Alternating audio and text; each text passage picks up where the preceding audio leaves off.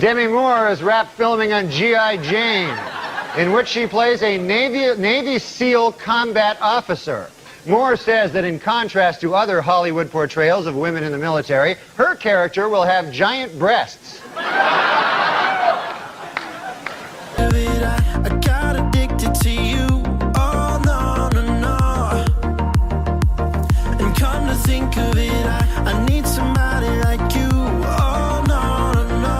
I need someone like you.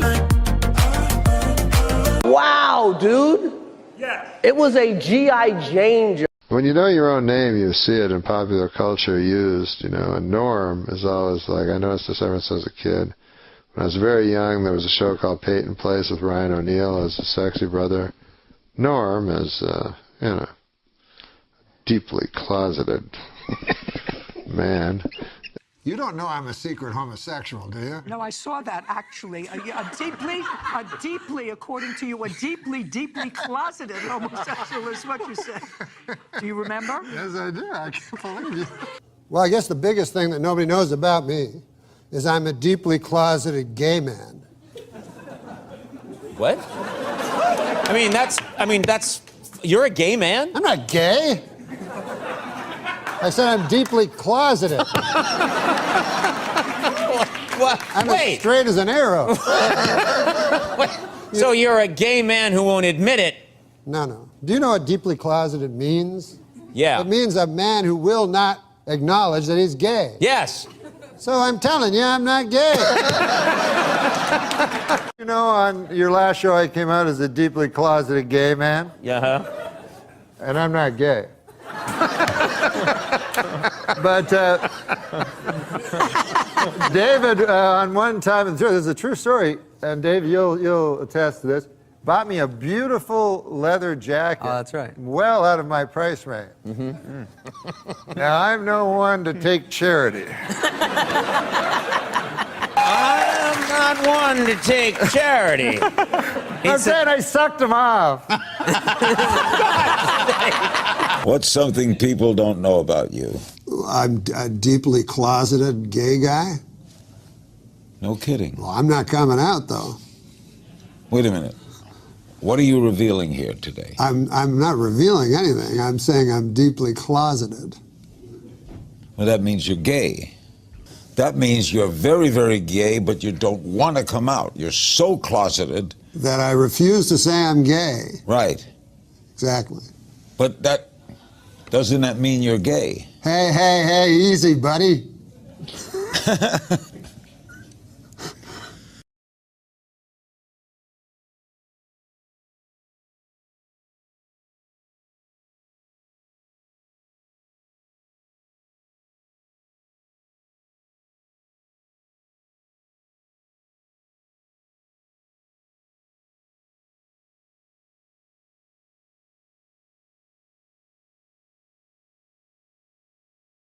And we're going to read jokes. We read jokes. I thought you were going to talk about this thing. We're going to talk about the man. What about the man grate?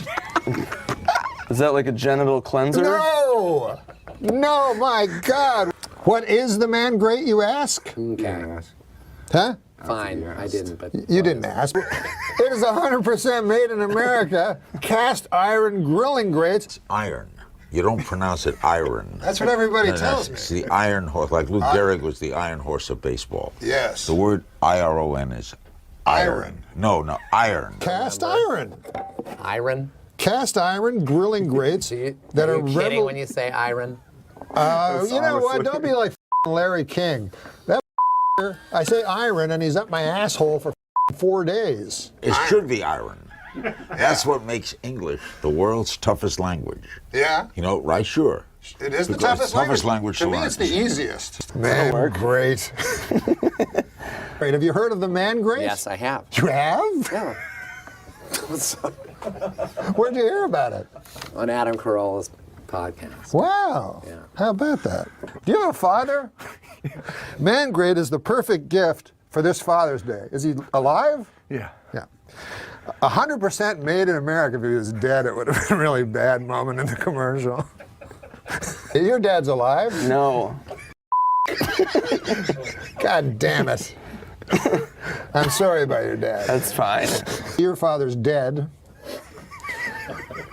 But you have children. You are a father. Yes, and I'm not dead. Yes. Maybe you'll give me one and I'll give you one. Is your mom still alive?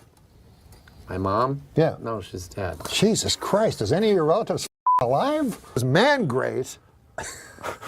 They're revolutionizing the way people grill. What, Adam Egan? It's true.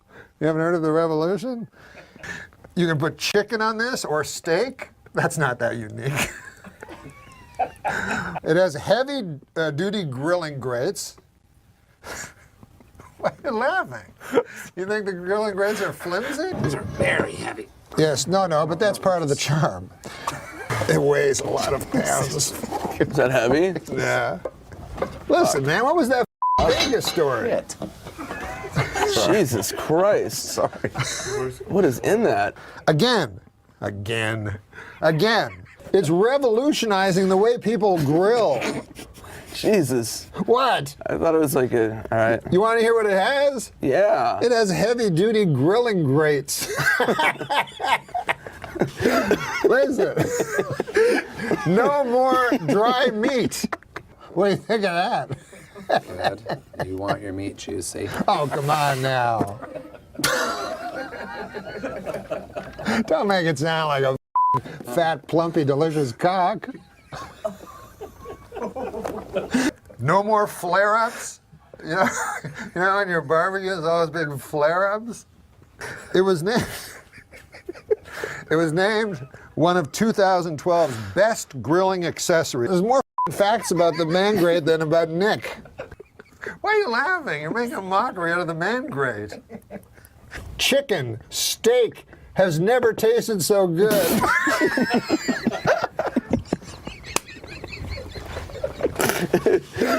Hey, how about this? Each Norm MACDONAL show order comes with a heavy-duty grilling brush. Jesus. You don't want to put that on your not dry meat? Look at that. Those things are dirty. No. That's from the iron. Are you sure? Yes. Well, it's not from my cock. What? I just went to the bathroom. You say cock so much. I'm in your butt. Oh my God. Well, listen, man. Hey, Your mouth is my toilet. Again. This commercial is like a mini-series. Are you a jingoist? 100% made in America. 100% cast iron. Mangrate.com. Thank you, Andy. That's yours. You just threw your own going away present with contempt to the floor.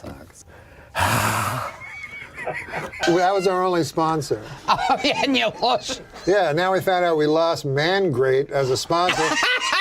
And then earlier today, I think we were told legally we can't say we lost them as a sponsor even. Yeah, I think we were still waiting to find out if we were allowed to say that. But anyways, Fuck that it, was who cares? Schwartz. We lost them. That was Nick Schwartz and that it all up. You say there's no way we could go back, and that I've broken what we had. Oh, I wish that it would come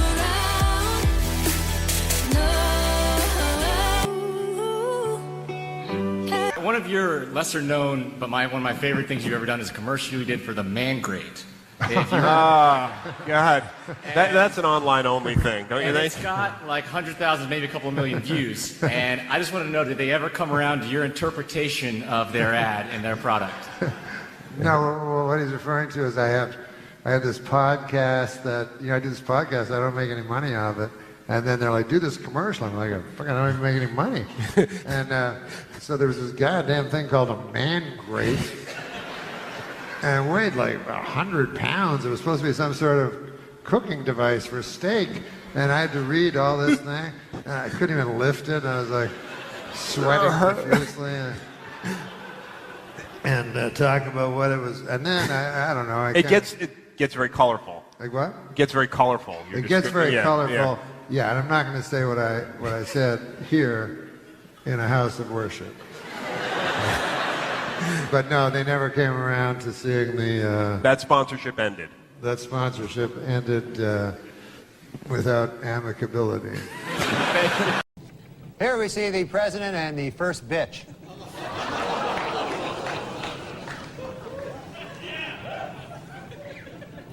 Hey, slow down, you bitch. Let me catch up.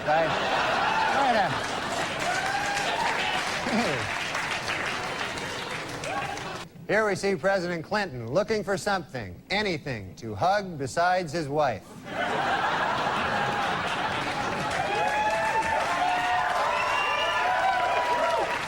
This week in South Africa, Winnie Mandela was removed from the new government by her husband, President Nelson Mandela. A curious Bill Clinton later called Mr. Mandela to find out how exactly you go about doing something like that.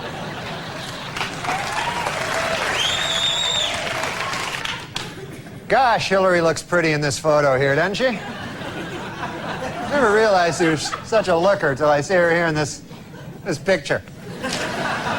A frightening moment this week for First Lady Hillary Clinton. Her plane, en route to the former Soviet Union, was forced to make an emergency landing when it was discovered that a frayed wire in the engine was causing serious malfunctions. The president was said to be furious and demanded an immediate investigation of what went wrong with Operation Frayed Wire.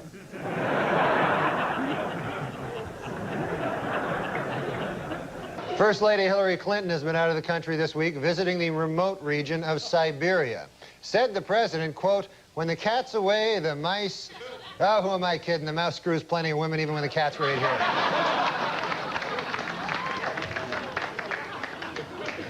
At the White House this week, President Clinton officially came out against same-sex marriages. What's more, the president said he is not too crazy about opposite-sex marriages either.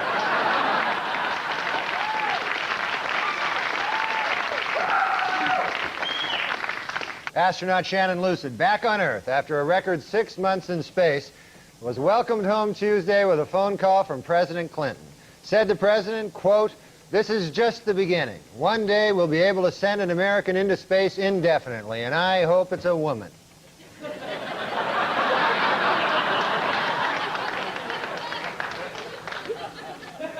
Speaking in Australia this week about the problems of being America's First Lady, Hillary Clinton joked, quote, perhaps I'll walk around with a bag over my head when I come out into public and have no opinions and never express them publicly or privately. To which the president replied, yes, yes, oh God, yes.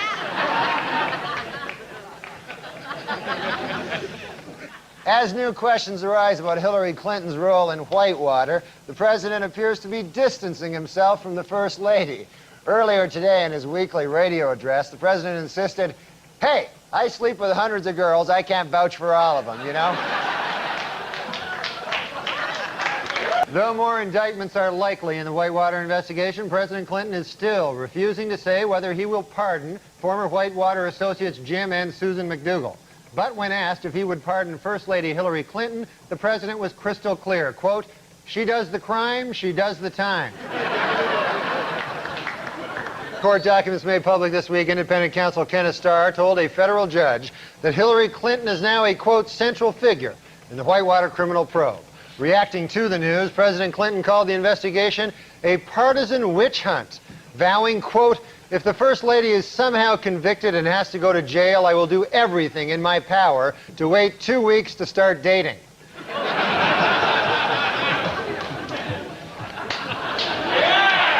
With growing indications that First Lady Hillary Clinton may be indicted for her role in Whitewater, President Clinton is reportedly starting to prepare for that possibility.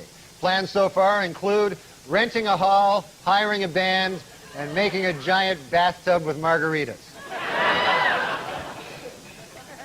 In a unanimous verdict this week, a Santa Monica jury found O.J. Simpson liable for the wrongful deaths of Nicole Brown Simpson and Ronald Goldman, awarding the plaintiffs damages of $8.5 million. Reacting to the verdict, Simpson insisted that he has nowhere near that amount of money and that his only remaining asset is 30 pairs of Brunei Mali shoes. The announcement of the verdict came toward the end of President Clinton's annual State of the Union address, and to many observers, completely overshadowed the event. Even the president was distracted during his speech, waiting to hear exactly how much it costs to kill your wife.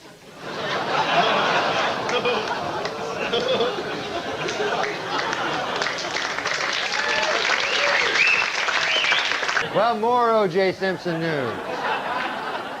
On Friday, the Juice officially endorsed Bill Clinton for president, adding, quote, "I'd like to help him any way I can." To which the president replied, "Well, there is one thing."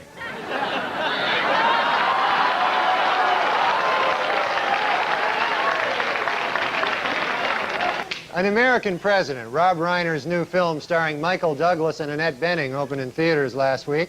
Here with his review is Update movie critic and 42nd President of these United States, Bill Clinton.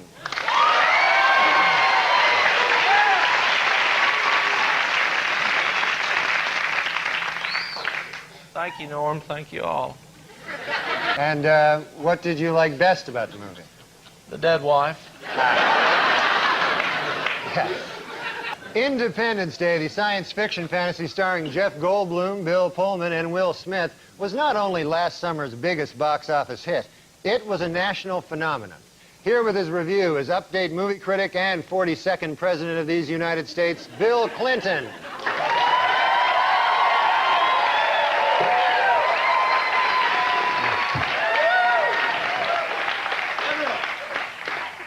Thank you. Norm, I think it deals with some of the most fundamental questions of existence. Is there intelligent life out there? Is it friendly? If not, what if it came to Earth and killed the president's wife? I guess I never thought about that, Mr. President. I have. Every day of my life. Last week, the president vetoed a Republican bill to balance the budget, and he used a pen that belonged to former President Lyndon Johnson. Clinton has also been working his way through John F. Kennedy's vast supply of condoms.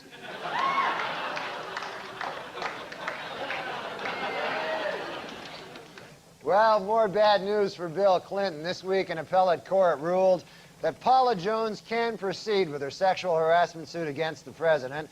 Jones' suit is based on a 1991 hotel room encounter during which she alleges that then-Governor Clinton dropped his pants and exposed himself. She is seeking $700,000 in damages, $100,000 for trauma after seeing the governor's penis, and $300,000 for each thigh.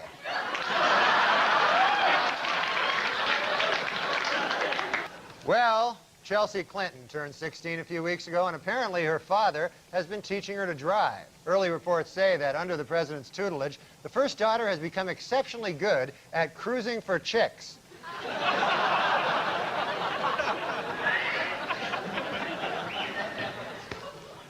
A Connecticut hotel where Bill Clinton spent the night has donated to a charity auction a bagel the president ordered from room service but never ate.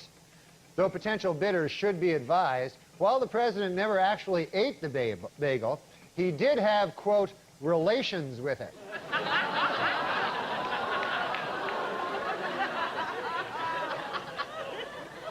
Sounds delicious. This week, President Clinton made history when he nominated Madeleine Albright to be first female Secretary of State. Responding to critics who say that she is not the best choice, the president insisted, quote, "She looks a lot better after a couple of drinks."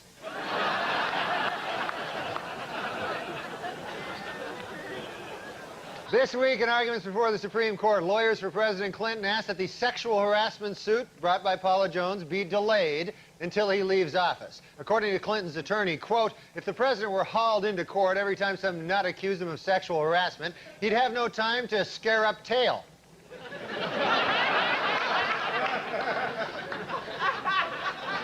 He likes scaring up the tail. Okay.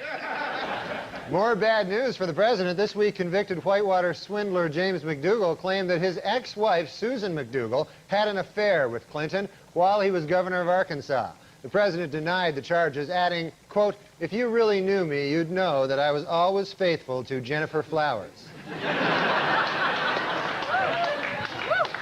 In a startling reversal, Kenneth Starr announced yesterday that he would not resign as Whitewater special prosecutor and that now he intends to stay on until the investigation is completed. This new development apparently did not trouble a confident President Clinton, who still plans to resume making conjugal visits to Susan McDougal.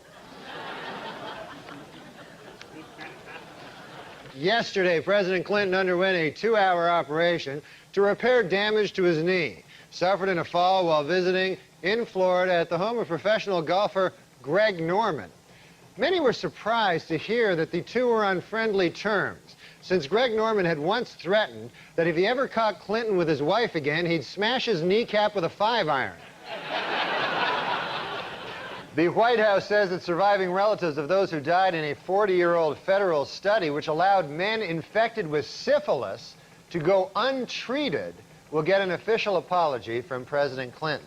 According to the president, quote, "If not for the sacrifices of these brave men, I would not be alive today."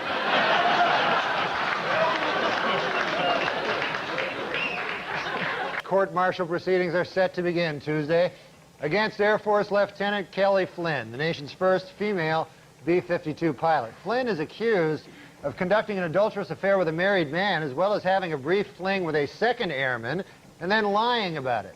An Air Force prosecutor called her, quote, "a sexual predator," while her commanding officer called her a, quote, "lying sex addict." Meanwhile, President Clinton called her. Well, the White House is an empty nest this week following Chelsea Clinton's departure to begin studies at Stanford University. A wistful President Clinton says that while it's difficult to see his daughter grow up, at least now he'll feel less guilty about hitting on her friends.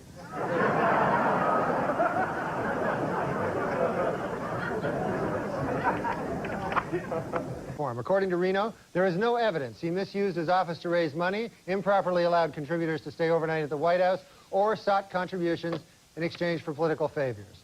You know, it's hard for me to believe this, but for Janet Reno to send this letter, I guess it must be true. The president's sleeping with her, too. It's beyond comprehension, but... On Tom Snyder this week, actor Tony Danza said he thought the recent open display of affection by lesbian couple Ellen DeGeneres and Anne Hesh in front of President Clinton was extremely disrespectful. On hearing the comment, President Clinton responded, "Someone should tell Tony Danza to shut the hell up."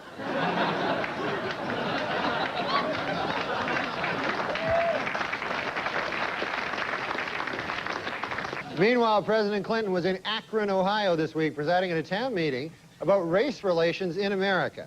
The president chose Akron as the site of the meeting, partly because it is the home of the Coming Together Project, an organized effort to end racism, and partly because it is the home of Suzanne Rosenberg, an old classmate from Oxford the president still has sex with. Well, President Clinton received an early Christmas present this week, an adorable Labrador puppy. And presidential historians say that it will be good for his image. According to these scholars, in comparison to a male dog, the president's sex life will seem relatively normal. A 5-year-old child writes, "Dear Mr. President, when the Republicans are finished wasting taxpayer money on their Whitewater witch hunt, perhaps they can join you in your efforts to protect Medicare and the environment and to expand the Earned Income Tax Credit. P.S. Paula Jones was asking for it." Here's one from Elizabeth A. of Long Island, who wrote, "Dear President Clinton, Newt Gingrich is a bad, bad man." Also, Paula Jones was asking for it. The Supreme Court will begin hearing arguments over whether Paula Jones' sexual harassment suit against President Clinton may proceed. Jones, who claims that while governor of Arkansas, Clinton exposed himself to her in a hotel room, says that she can accurately and precisely describe the president's genitalia. But White House spokesman scoffed, quote, "Any woman who's worked in the state of Arkansas for the last 20 years could do that." Does President Clinton have a bent penis? Well, according to a doctor who examined him last week, the president's genitals are, quote, completely 100% normal. It should be noted, however, that the doctor who examined him also has a bent penis. That may color his findings a little. Well, as his last stop on the trip, the president met in Buenos Aires Thursday with Argentinian President Carlos Menem. During the meeting, Clinton asked Menem to continue with economic reform and protect democratic freedoms. Menem, in turn, asked Clinton to show him his bent penis.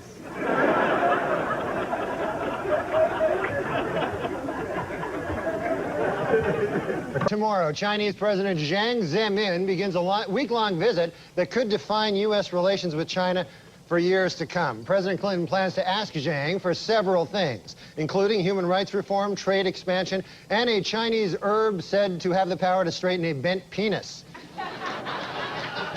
This week, an angry President Clinton demanded that Congress stop dragging its feet on something he has long championed, a medical Bill of Rights for U.S. citizens. In all, there are 10 items in the President's Bill of Rights, running from number 1, a rich, satisfying sex life is the foundation of good health,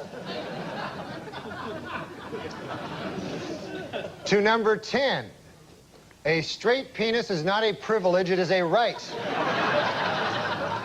Mysterious Indonesian accused of illegally raising millions for the Democratic Party. Earlier this week, Secret Service logs showed that Mr. Wong had visited the Clinton White House more than 60 times. But on Friday, administration spokesman revealed that there are actually 2 John Wongs. Furthermore, they stressed that the John Wong who visited the White House is a different man. He isn't the fundraiser. He's the guy who killed Vince Foster. On Capitol Hill this week, 17 Republican congressmen formally asked the House Judiciary Committee whether there is sufficient evidence to begin impeachment proceedings against President Clinton. In response, the president said, quote, "Hey, you know who would have the answer to that question? Vince Foster."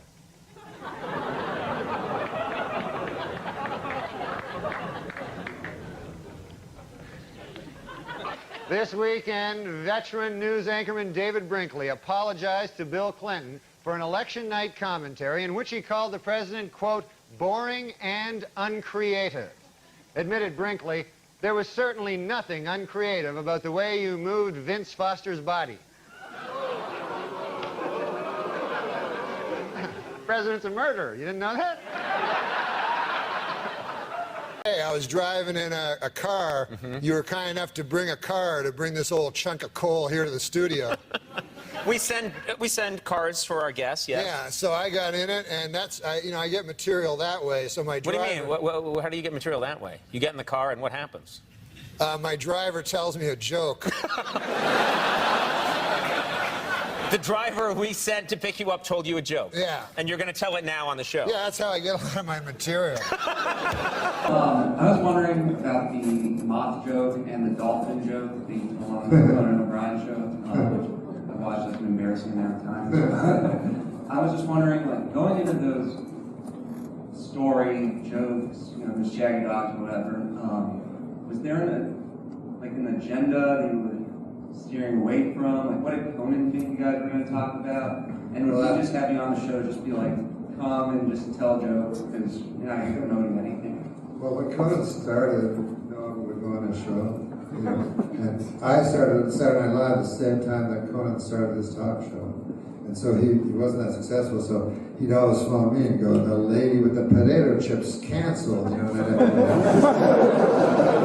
fill in, And so a man only has so many stories, so I had my one. And I told that on the first show. But the way for instance, like the moth joke, I was on Conan, and he said, you're going to be on one segment, so I did this segment. And then at the end of the segment, he goes, you got to do another segment. I'm like, but I got nothing to say. And then I remember Colin Quinn told me this joke that said like a moth was into a podiatrist's office, and he says, "Oh, I have all these problems," and the podiatrist goes, "Why did you come in here?" And he goes, "The light was on." And so I said, maybe I'll do that joke, but that joke only takes 8 seconds. So I know a thing has to have a beginning, a middle, and an end. That's what I've always heard, even though I don't fucking understand what the fuck it means. So I put a big, long middle.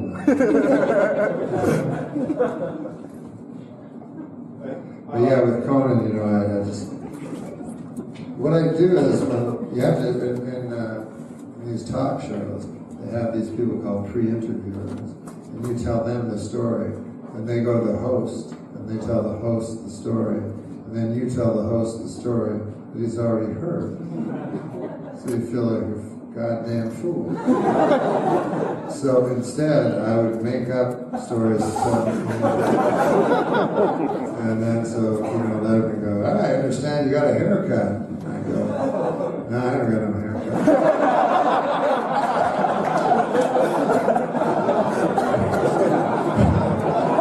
So after a while, they just let me do it. And they were all very kind men, you know. Very, very funny men.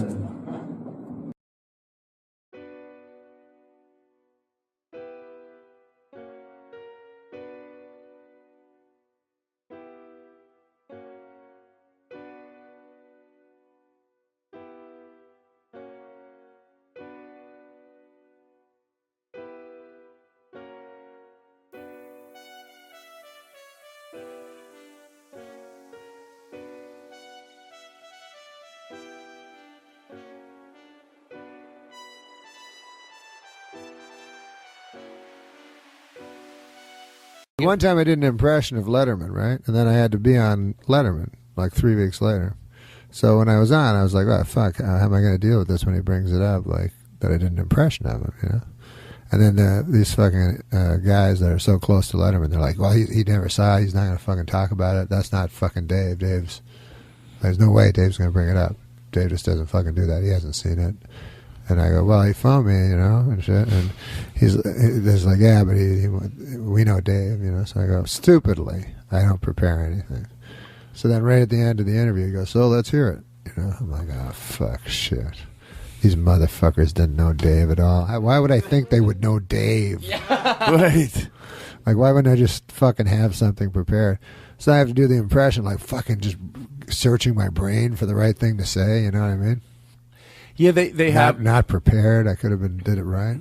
They imagine what he would do as opposed to really know what he would do. They think, oh well, he would. But I should have gone with my own fucking idea because I would go, what else would he do? Well, I tell you that all the time. You don't listen to me. What the? Do you feel like you know Dave now? I mean, he loves you, right? I don't know him at all. I've never met him.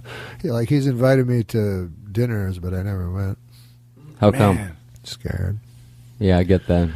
We were talking about it earlier. Like, I got invited by Carson for a private lunch with Carson. Tell me you didn't go? Didn't go. Because you know I used to do like a impression of Larry King doing News and Views from, he used to do News and Views, those little bulletin points in USA Today where you go like, if you see one movie, make it Mickey Blue Eyes, you know? So I did it like on SNL, you know, we did it with like, I just do crazy one-liners like, you know, yellow is a great color, but for my money, it's always going to be blue, or whatever.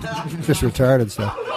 But anyways, it turned out Carson when Carson would get USA Today, and he'd go right to Larry King. This was before I did the impression, and he'd just phone his buddies up and he'd go, "Hey, listen to this retarded one." He said, like, for my money, you know, Ted Williams was A1, you know, and he'd say it to his friends, Carson, which was funny, you know, like phoning, and it's so funny that he would do that, you know. So anyways, then he wanted to have lunch with me.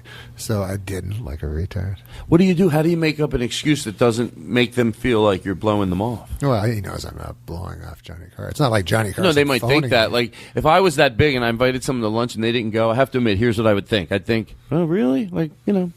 Yeah, like I said, I'm David Letterman. I'm that big, but my name's Todd Glass. I know this seems cocky, maybe, but hold on. I don't think. So if I invited someone to my house, they was on the show, a young comedian. I invite him to the house. I'm really trying to think, and then I'm that big. I have to keep thinking I'm that big, and then they don't show. I might sarcastically, you know, some other friends will go, really, Bing Bang doesn't, Bing Bang doesn't show up. What's he doing? I didn't like not show up. I didn't have like a. Oh, it seems like I'm making. I didn't have a lunch date. No. I get it. Like, I think if Johnny called him personally and said, "Do you want to go to?" You'd go. Of course. But yeah. I think it was like in passing. Hey, Norm. No, I got my management phone. He said Johnny Carson wants to have lunch with you, and I thought I was all thrilled. And then I was like, "Holy fuck! What am I going to like? I'll be all alone with him talking, and I won't have any stories. I can't go like." Anyways, one time, Chris Kattan, he doesn't see the cue card. I have no stories at all to tell Johnny Carson, you know. So I go, fuck, this is going to be hard, like 2 hours just with Johnny Carson, like trying to interview him properly or whatever. And then I thought if I brought a buddy, it would be fun, like, but he can't, you know, I can't just bring a buddy. If I could share it with somebody, but otherwise it would be very hard work. And by the way, but I regret not going. I should have gone. But also, as you're sitting there, I'm thinking my purpose of saying that wasn't like it wasn't thing. I wouldn't do the same thing. Like I could totally see being so nervous that like if there's a third person, that makes it a tremendous amount easier. That third person, especially if it's a mutual. If you went friend. with your buddy, you'd go see anybody. Yeah. Yeah. So, but I for a second thinking, what you know? What's here's odd the is reason that- I think that he's not calling you. What's odd? It's odd to hear you say that you He's don't dead, by feel the like way. you know I'm kidding. Dave at all. Because like every time you're on the show, it seems like he's like so excited to see you, and you guys have such great chemistry together. I could have sworn you guys were like hanging out. No, I don't know David. I don't know David Letterman. I like to see when you could tell, and I think it usually, and then we'll move on to something else because I always say it's nice to get compliments, but if someone's, it makes you awkward to sit there and just receive them. But you can just put up with it for another second. But it's fun to see your friends when they're on a show like that where you can tell Dave like appreciates that they bring their game, and that's fun. I see it with Spade a lot too. I feel like they both know. Like, and same thing with you. I feel like that you came prepared to fucking. Well, it's fun because they have to fucking talk to all these actresses and all the time and shit like that. So, like, you know, it's a joy for them to hear somebody being funny and shit, and them not having to do all the fucking work of, you know, dragging a story out of you know. The girl from Third In from the new show that got canceled from the Badge. I'm not. I'm trying to pick a show that doesn't exist because every show exists. I don't want to hit one person. Two women and a duck. Where's a cowbell when I need one? I was going to be Martin Short's friend for a while. We were in negotiations. Yeah, how'd that break down? I don't know. I met him. He was fucking funny, and he made me laugh, and he was laughing at me and shit. So I said, "Hey, we should be friends and stuff." And he said, "Yeah, well, let's be friends. You go to a cottage." And I was like, "Ah, fuck! I'd have to go to a cottage, you know." And then so it never caught on because the cottage was in my head and shit. What do you but mean still, I would have cottage? liked, you know, that guy would be cool to fucking hang out But with. what do you mean that would be a good friend But then for you? going to a cottage, you understand? I don't want to go to a cottage. Well, that's the problem All of with a sudden, you're going on a cottage on a plane. But that's You go, the problem. Maybe I Norm, should have done this. Norm, What? that's the problem What's with that? you. So if someone suggests something right away, it's not Too guarded. I know what you're it's saying. not too. It's it's not cool enough for you. Where would No, you not go cool with Martin enough. Short? I think Martin Short says, "Let's go to a cottage No, I'm and not hang saying out." that. I'm Yeah. saying like I think you're right when I said I'm too guarded. Like Yeah, I'm you not don't wanna willing to be- do things. You don't want to be trapped in a cottage with Martin Short. The No, I would idea, no, I'd love the that idea part. of being friends with Martin Short is fun. The idea of being in a cottage with Martin Short and then having the pressure to talk and to Yeah. interact with one another. Yeah. I understand. I'm the Yeah. same way. Yeah. It wouldn't work out for you, Yeah. and it wouldn't work out for me either. But you go on that vacation. But maybe in with, another lifetime. Yeah.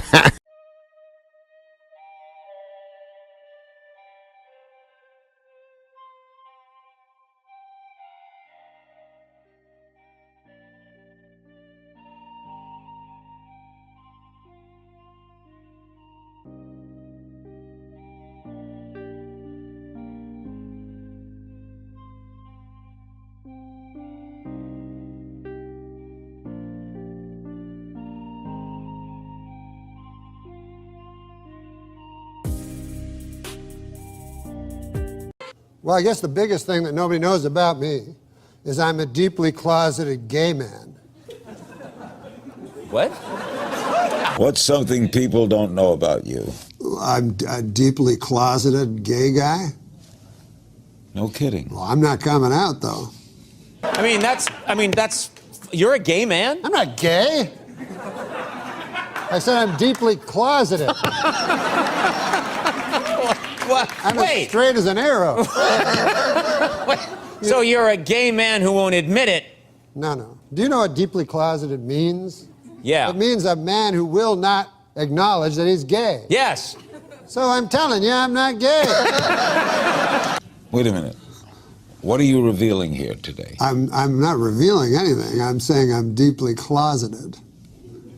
Well, that means you're gay. That means you're very, very gay, but you don't want to come out. You're so closeted. That I refuse to say I'm gay. Right. Exactly. But doesn't that mean you're gay? Hey, easy, buddy. You know, on your last show, I came out as a deeply closeted gay man. Yeah. And I'm not gay. But David, on one time, and this is a true story, and Dave, you'll attest to this, bought me a beautiful leather jacket. Oh, that's right. Well out of my price range. Now, I'm no one to take charity.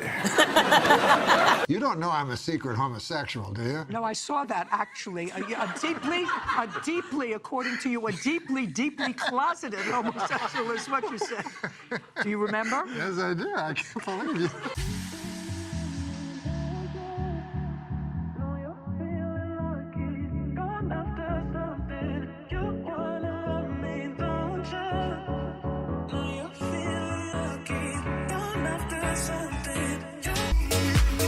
When you know your own name, you see it in popular culture used, and Norm is always like, I noticed this ever since I was a kid. When I was very young, there was a show called Peyton Place with Ryan O'Neal as a sexy brother. Norm is, deeply closeted man. You want some of this? Yes, I wouldn't mind. Okay. You ready? Yeah. Oh my God. What? Yeah, I'm ready. So you'll think it's something that bothers you. We usually write some things down. Oh, it's a game now? It's No, it's not a improv game. But like just What? something on your mind You're that day. You'll know. Are you asking me what's my beef? I actually had a couple of questions. Is this what's my beef? Let's. Is this what's my beef? No. Oh, It could be if you wanted it. You're listening to comedy and everything else. What's your beef? This week on the show. This week, Norm MacDonald. Can I try an Adam Carolla impression? Yes. Yes. Let me try. Do whatever you want. I don't know if I can do it, but give me a subject that I can rant about. Dancing with the talk about stars. people that recycle or people that smoke Let cigars. me tell you something about. Is that what you said? What is it? He's almost like Andy Rooney. Yeah. Let me tell you something first of all about people that recycle. If you're 21 and you're still thinking you should be recycling, maybe it's time for a different sort of, right? Well, he'll have an opinion on the weirdest things, like crushed ice or the cubed ice. Yeah. Go ahead, Adam. The what? The crushed ice or the cubed ice? Yeah. Well, the crushed ice guy is always the guy that's hanging around the island in the... Like, how could somebody... He wants the crushed ice. But he'll all of a sudden have 30 minutes on crushed ice. It's something about it angers him. I'm not even making fun of him for The it. square ice is more like you get a tumbler, you put your ice in, and you're drinking. And the crushed ice? That's almost like Crushed Andy ice Rooney. is like it's some almost kind- like Andy Rooney improv. Crushed ice. And by the way, I don't know if you've seen Andy Rooney lately, but that guy with those kind of eyebrows should not be giving advice to anybody. I mean, that's Every like Sunday we go through this. It's like if I agree. My favorite thing about Andy Rooney is he uses way too many examples. Give me an example. Can you give us an example, he's like, please? there's a lot of cotton now. Oh, and yeah, medication. Here's a bottle of an antipsychotic I take, mostly cotton. Here's another bottle of pills, something called Aleve. Let's open it up here. Mostly cotton. About 13 pills. Most people here would stop, but Andy, keep going. Keep going. So you have to commit. Come on. Here's something called Tylenol. Another one called Advil. I got 35 of them. Here's the cotton. Here's the pills. I can let him keep going. If he can keep thinking of things. One time he goes, we always use hand dryers in the bathroom, and then the highest production value is the clips they use in the Few Minutes with Andy Rooney.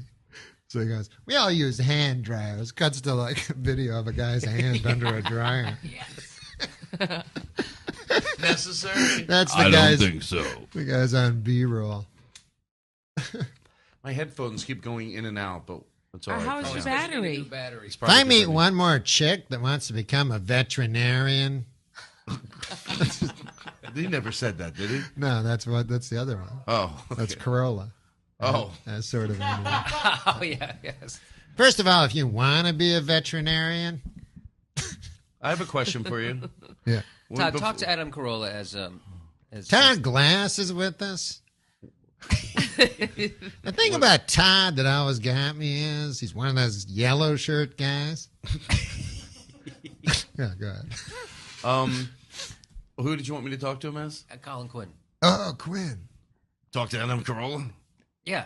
You know, who cares? Colin Crushed Quinn. ice. I love cubed ice. I gotta listen to Adam Carolla now. He's gonna go off for an hour and a half. I You know always what? loved Colin Quinn because it was kind of like he just missed it. Missed what? He was really big, but kind of at the wrong time. Oh, this is Adam Carolla. Yeah, he's Oh, okay. I'm very confused right now. No, Norm's a good guy. Adam Carolla. Oh, Jesus. I'm very lost right now. I'm not going to lie. It's okay. You know what? Just shut up. No, we get confused all the time. We did death. Once you do death on Family Guy, it's like everybody knows you as death. You could be anything.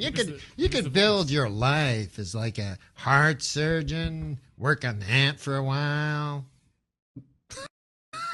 Oh my God! I just put that. This Didn't is Adam Adam Carolla Carolla. take over for you as Death on Family Guy?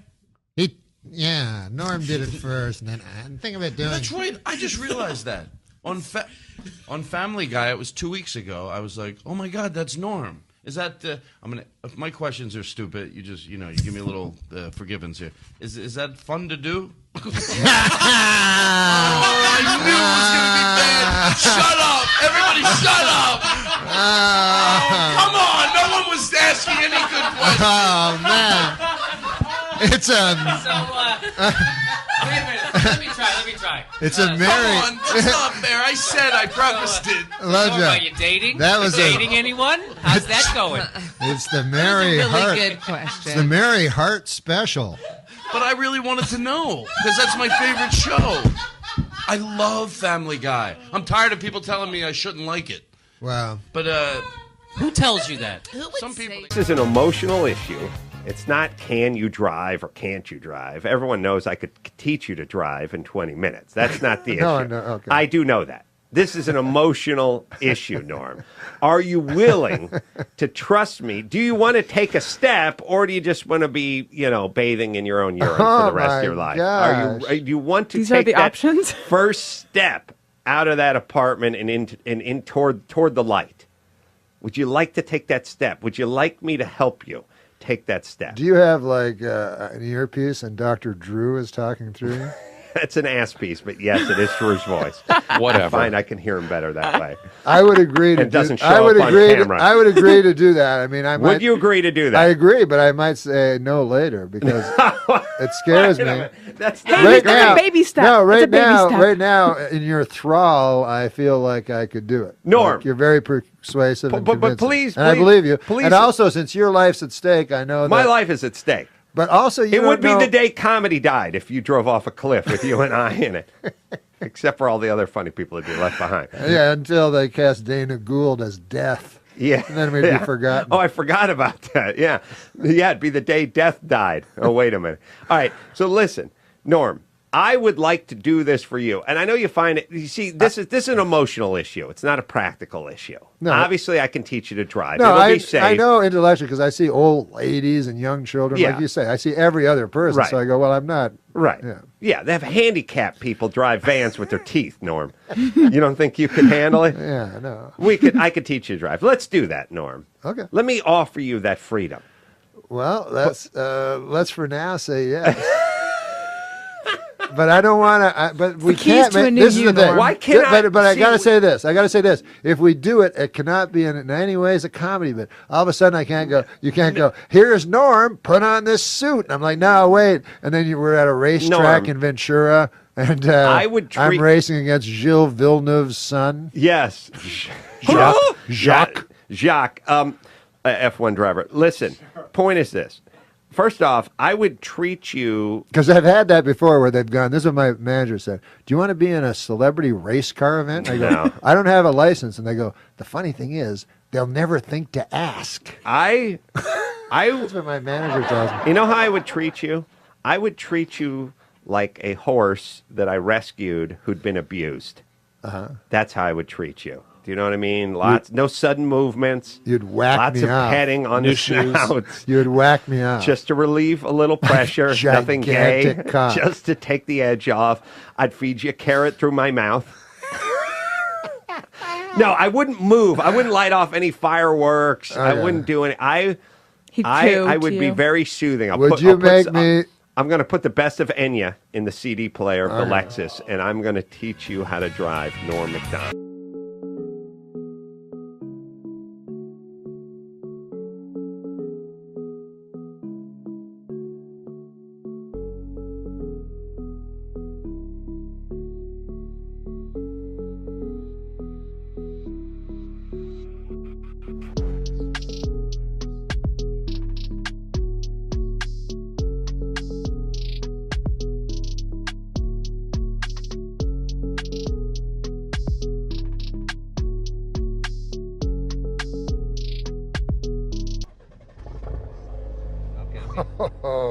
Still have your foot on the brake, gonna put it in drive.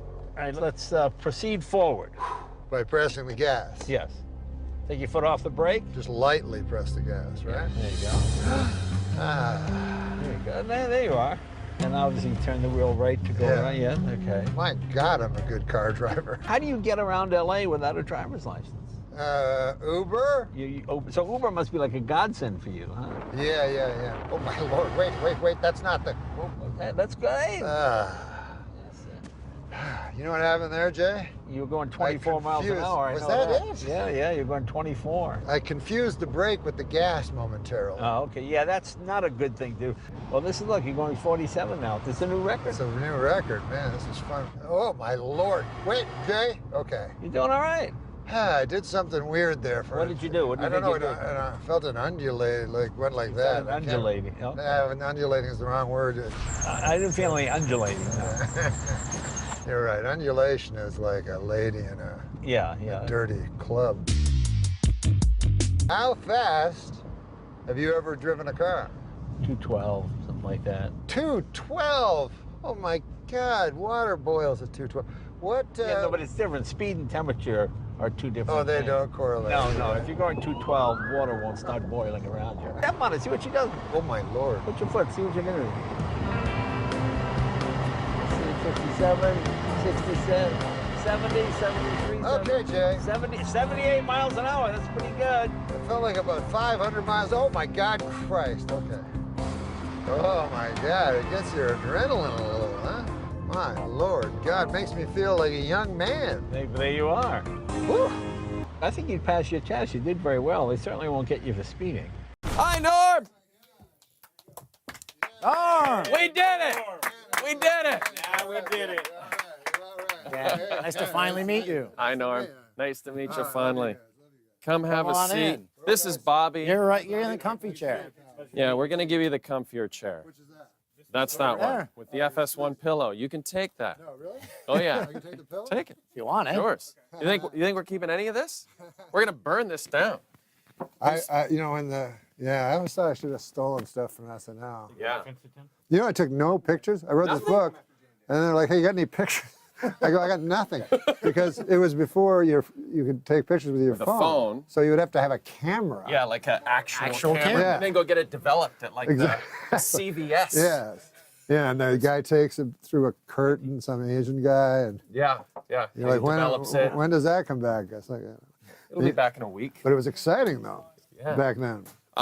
We 'Cause have. you'd come back. Oh, If you're interested, we figured you might be interested. Oh yeah. in this, especially this one. I mean, that's comedy, but this is also that's a little piece of our history there. Yes, sir. Well, Snowbird she starts with, which is the only song I know. And then Why the does last Anne song. Murray not have a residency in Vegas?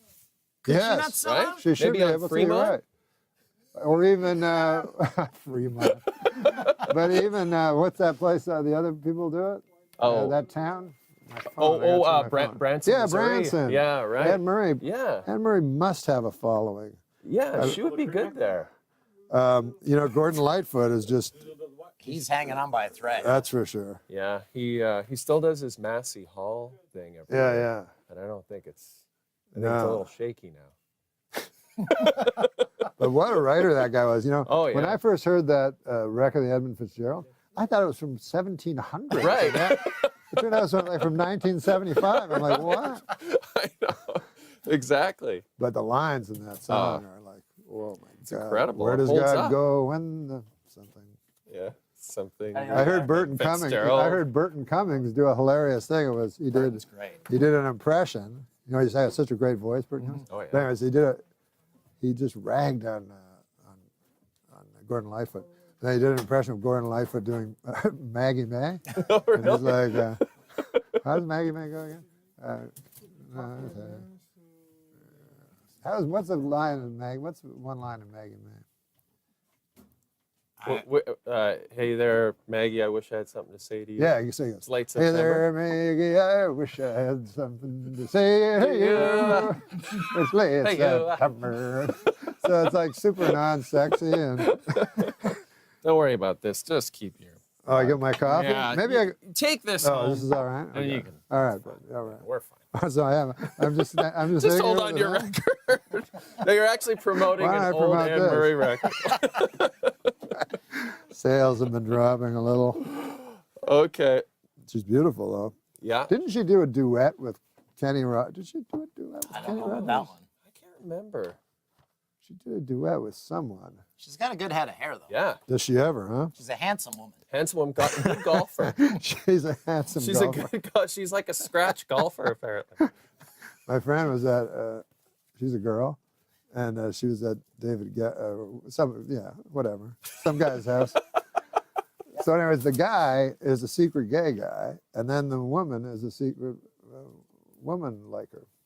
Like a lesbian. A lesbian. Yeah, Secret woman. She's a lesbian. Yes, yes. I should be wearing this. This is yeah. You don't have to wear that, but it's. No, it's ridiculous. But we It did looks enjoy ridiculous. it on the herd. We did enjoy it. So she.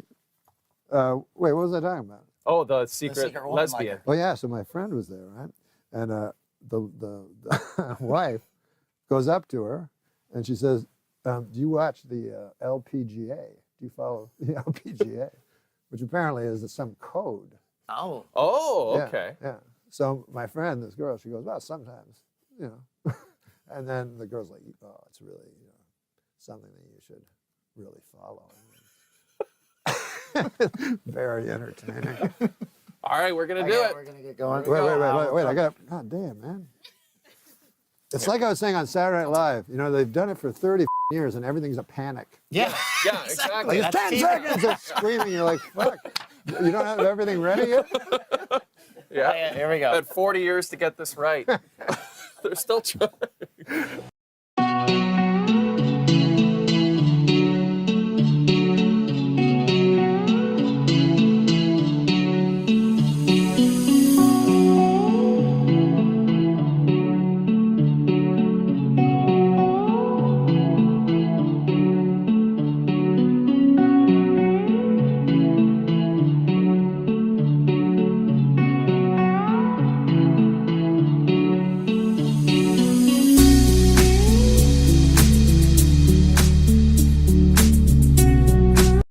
And on the American side, writer, critic, and broadcaster Joe Queenan, and from Saturday Night Live, Mr. Norm Macdonald is with us. So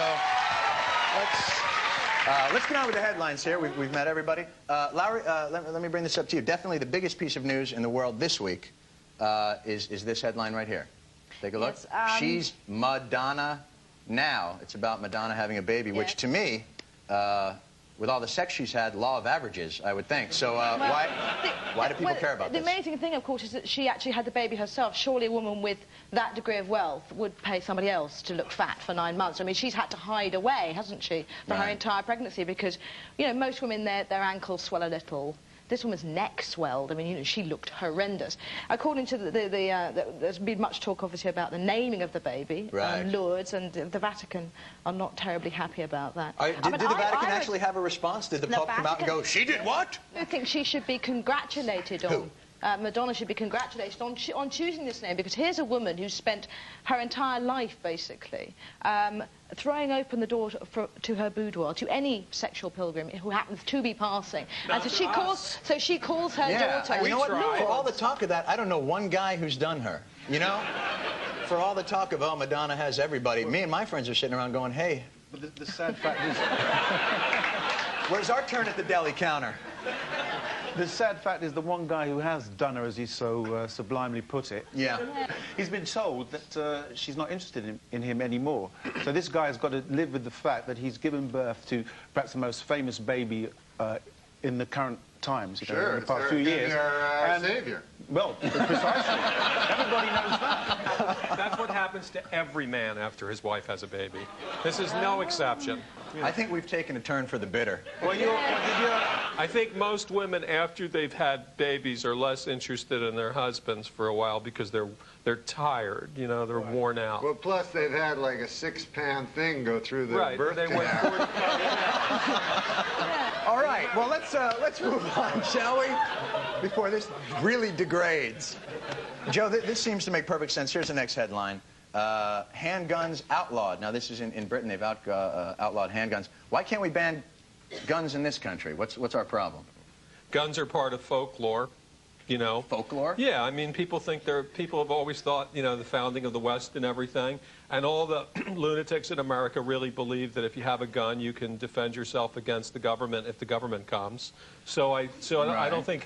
Hoop skirts are a part of folklore, and we don't wear those anymore. You make a good point. Norm, would you ban guns if you... No, not in a million years. I got a gun. I own a gun. All right. That's a bit worrying, don't you think? Well, guns, This you guy got to has a have gun. guns on account of, what if another character has a gun, you don't have a gun? Now, that's an interesting point. Guns really are horrible, and they should be banned in all countries. You shouldn't have one. Oh, I would love it if I was the only guy to have one, to tell you the truth. Looks like Norm would be getting a lot of free lunches with that one. You see, it's called the right to bear arms, isn't it? Isn't that supposedly We have a constitutional right, yes. constitutional precept? Oh, the right to bear arms. But actually, it's the right to kill people. I mean, it's so simple. That's what a gun does. I think you're just bitter because kills our right people. that we had got us our country. I mean, let's face facts. If we didn't have guns 220 years ago, you guys would still be taxing the tea. But we had a couple of, you know, we had a couple of rifles. We marched down. You guys wanted to walk in single file. I don't know why you did that, but you did. And If we hadn't taught you how to use the guns in the first place, then you wouldn't have been able to. Oh, yeah, like Geronimo didn't teach us how to shoot straighter than Lord Cornwallis. All right. Felix, we got some more headlines going here. Have you had one of these in England? Million Man March in England. Are there a million black guys in England to have a march? Or do they have like 100,000? I think actually there's about 5 of us. Oh, my God. Things are pretty depleted right now, what with me being over here. The way it was perceived, certainly by the majority of people in Britain, was actually a little bit distorted, because I think there was this notion that it was some kind of anti-Semitic initiative, and that Farrakhan is viewed in that way. Now, I don't know enough about what he's been saying recently. No, I think he loves Jews. I've seen him. Well, yeah, in fact, the other day he had a bagel with a schmear. The guy loves the Jews. Now, I think it's stupid for minority groups, Jews and blacks, to like not get on, because hey, we all know about persecution. I stayed indoors that day. You know, I just try to stay out of the way when these seminal events occur that can't do me any good. See, I'm Irish-American, and the great thing about being Irish is that you can claim to be a minority, but you still control the police department. So you don't have to worry about anything. Let's go. Finally, Norm, this looks like the election has finally got exciting as Bob Dole got dirty. Gloves are off. What took Bob Dole so long to get nasty in the campaign? It took him a long time to get his gloves off because of his one arm that doesn't... So I was like, oh, can you help me with my glove? Coming off here. Very well. I feel shame and yet delight. That man lost that arm at the Battle of Anzio fighting the Nazis, and you make fun of him like that. No, I love Dole. I vote for Dole. He's the best man, you know. Norm, I hate to say this, and I know this to bring this up, but I don't think Canadians can vote in our elections. We appreciate your support and your enthusiasm. I'll tell you, I can't vote in the election, but I can pay the huge taxes to Clinton. Yeah, it's a beautiful country. All right. Do you believe Dole has gotten nasty too late? Have you seen Dole get nasty? This man is not capable of getting nasty. From the perspective of all the way across the Atlantic, you know, he just appears to be this doddery old guy who falls off the edge of stages occasionally. And that is largely what we're seeing. Well, you see, Dole has got a bad image problem in Britain, really, because Dole means unemployment benefit in Britain. Yes. So it's like, hey, I'm going to really sort the economy out. My name's Mr. Unemployment Benefit. You know? Doesn't compute. I think Dole didn't go on the attack as much as he could have because there's scandal after scandal after scandal with this Clinton character, you know. Yeah. And I was reading one this morning. They said Clinton, apparently back when he was governor of Arkansas, you know, back then, he got real drunk one night and apparently had sex with Hillary. Well, let's see what all this negative stuff is about. They say Dole has gone negative, and in Britain, apparently, a picture of Tony Blair with red eyes caused a major controversy. But in America, viewers have been exposed to $450 million worth of political ads, 90% of which are negative. So are we just mean people? You know, why are we being shown these things? Let's take a look at some. Dole voted to raise payroll taxes, Social Security taxes, the 90 income tax increase, $900 billion in higher taxes. And look closely at his risky tax scheme. He'd actually raised taxes on 9 million working families. Bob Dole, 35 years in Washington, 35 years of higher taxes. We send them off to school, and we worry. Teenage drug use has doubled since 1992. And Bill Clinton, he cut the White House drug office 83%.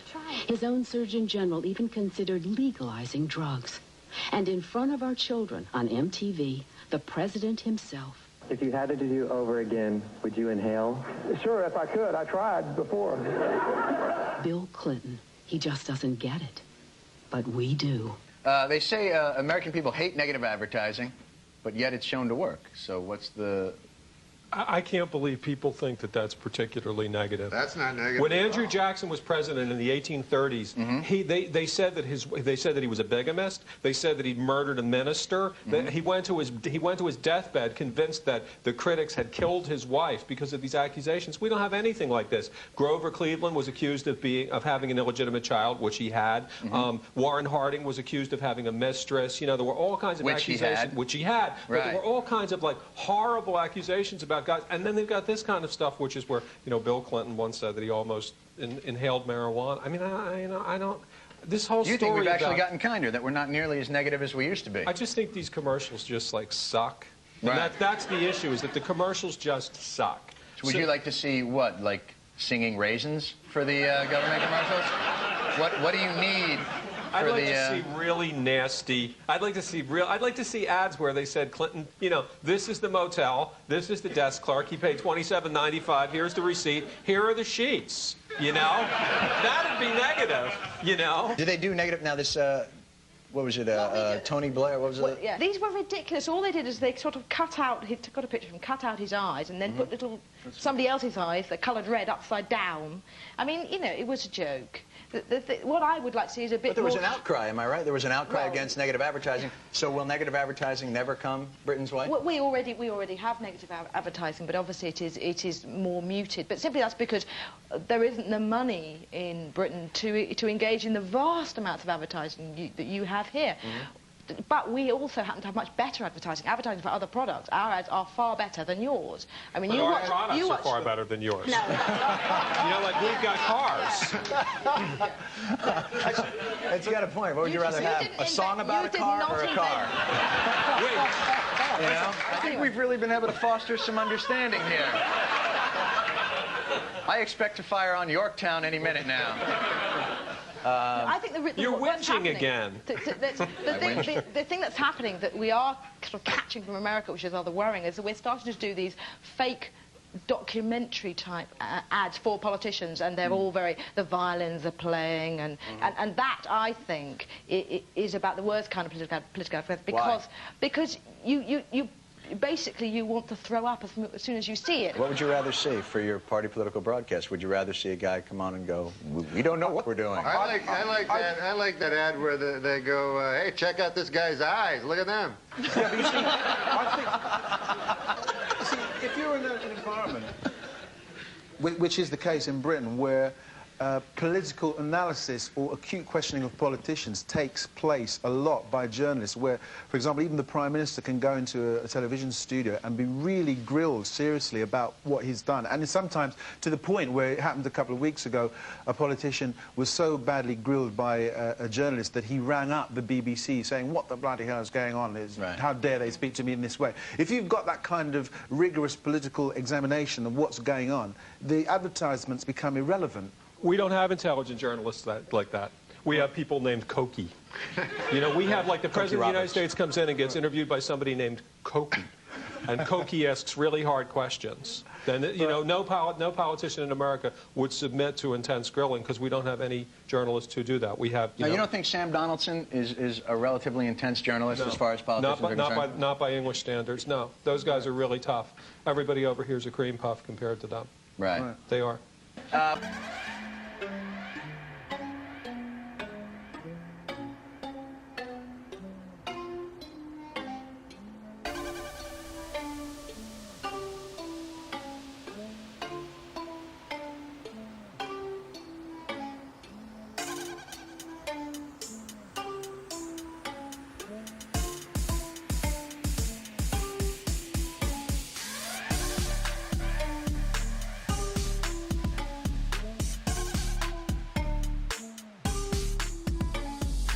While Americans are pessimistic about politicians improving their lives, they're very optimistic about books, audio tapes, and videos improving their lives. Yes, the self-help movement is alive and well, with many Americans believing, I could do anything if I only knew what it was. We asked Lori Pike to go and talk to some losers who buy this kind of thing. How do you create an extraordinary quality of life today? All right, let's see what we got here. Handbook of coping, that'll be useful. Panic no more.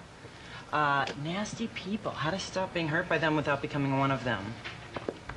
I'll try. Don't blame mother.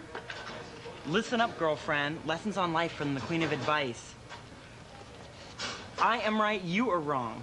Definitely take that one. The Anger Workbook. I'll start with lesson 1. With all these books, are we really coping with our problems, though, or are we just thinking up new ones? Well, I have a collection at home myself, and that seems to be the only kind of reading I do these days. My feeling is so strongly that while you have oxygen in you, that the whole point of being on planet Earth, why we all really burn to get here and to incarnate into these families that are so troublesome, is to work things out. I bought the book because I feel like there's something in my life that has been holding me back success-wise in my career. I'm an actor, and it's helped me a lot, actually.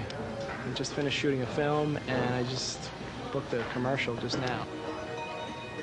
People collectively again are saying, you know what, I am entitled to a healthier, more fulfilling life. I am entitled to love. I want to have a career.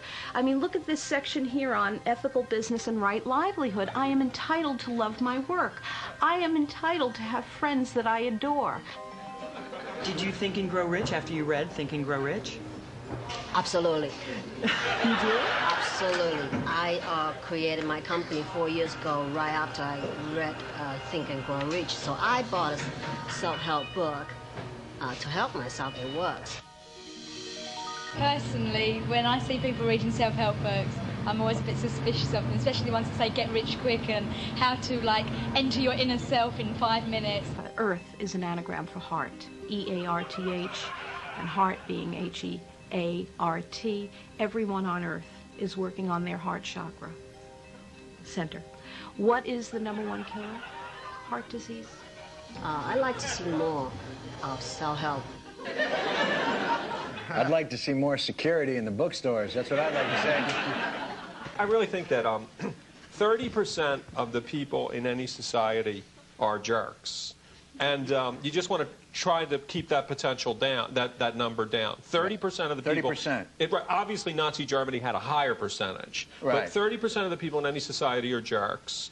And as long as it doesn't go above 30%, that's okay. So people reading these books are jerks. So don't worry about it. If it gets up to like 50, 60%... So these books are not helpful. They're not making us So happy. they don't have any effect on really cool people like us who have our lives totally together. So that means like one of us is probably a jerk. Although these books are starting to sell in Britain now, the one about women are from Venus, men are from Mars is doing very well. Which, by the way, is not true.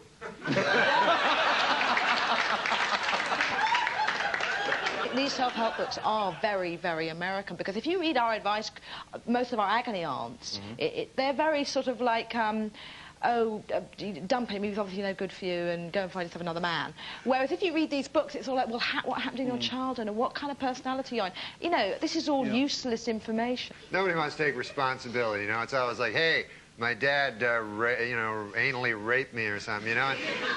And, I mean, who of us haven't been anally raped by their fathers? I mean, really. Yeah, you should get over it, shouldn't you? American self-help books are all about getting rich, and because English people have such lower expectations, like you don't have books like How to Get Rich in a Year, it's like How to Get 5 quid ahead by Thursday, you know, How to Win 7 pounds in the lottery. It's actually... How to save 40 pence on that next sandwich. You see, actually, in Britain, the notion of self-help, it's not like, hey, all this stuff about finding your inner self and all that. It's things like, hey, you know, I really want to learn to make really good mayonnaise or something, or...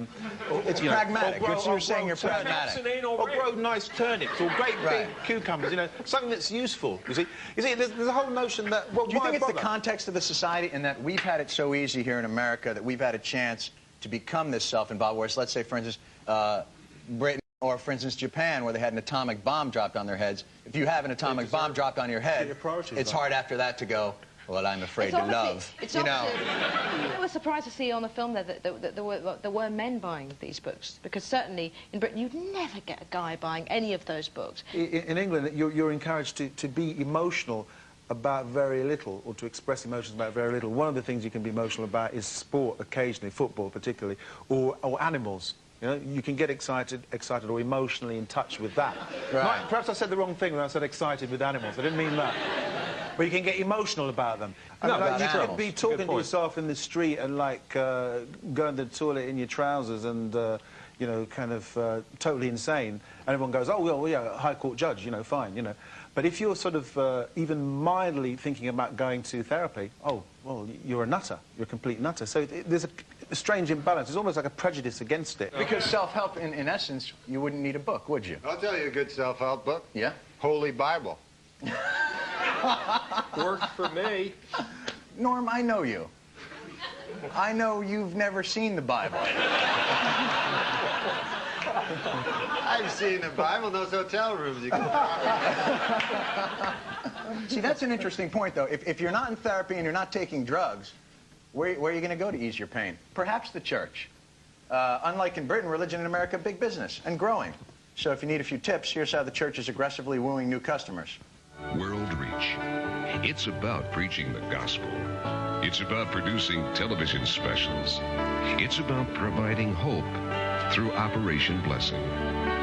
But mostly, World Reach is about Jesus. Father, in the precious holy name of Jesus, we pray right now that your power will come into the lives of people who are watching this program. All it takes is just 65 cents a day, $20 a month, because Jesus is the answer. Touch their bodies, heal them in Jesus' name. Restore that skin to normal. In the name of Jesus, receive an answer to your prayer. Terry, do you have something? You've suffered for a long time from a ringing in your ears that's very annoying, and God is releasing that for you right now. Seeing what appeared to be a golden opportunity to share the gospel with a fairly captive audience, Pastor Perry Harrison started using the church's loudspeaker to expose the students to Christian music. The Lord right now is setting you free from that terrible pressure in your head. In America, we're spoiled. And we have everything in abundance. But here, they don't have anything. And And also we can give them is hope in Jesus. Now, if you prayed with me, it's the most important prayer you ever prayed. I want you to do something about it. I want you to call us, tell us you prayed. For those who contribute, we have something called Jesus is the Answer. And we also believe in the Great Pumpkin and the Tooth Fairy. Well. Norm. Yeah. In the United States, religion, big boom in business now. Are we just a pure and moral people? Is that the situation here in America? I don't know. You know, like you always hear people saying they're Christians, yeah, and then they don't read the Bible. It's insane. Well, they say 90% of people have a Bible. Have a Bible, but you figure you read it. You know, like I mean, they get the Bible, and it's supposed to be the Word of God. And they go, yeah, I'm going to get to that. I'm reading this Grisham thing first, and then I'll get to the God thing after, you know. God, he wrote a book, too. Is religion in decline in Britain? Is it, because here it's obviously booming. I can't tell you how stunned I am by the fact that you even have that on your TV. What do you mean? Jesus is a competitive business in this country. You got to have a band and a good choir or people don't show. It's not enough to, you know, cure pleurisy. You got to have good music in there. Is it just... Go on. Go on. You see, this is English. You see, no, go ahead. It's so polite, I'm moving on.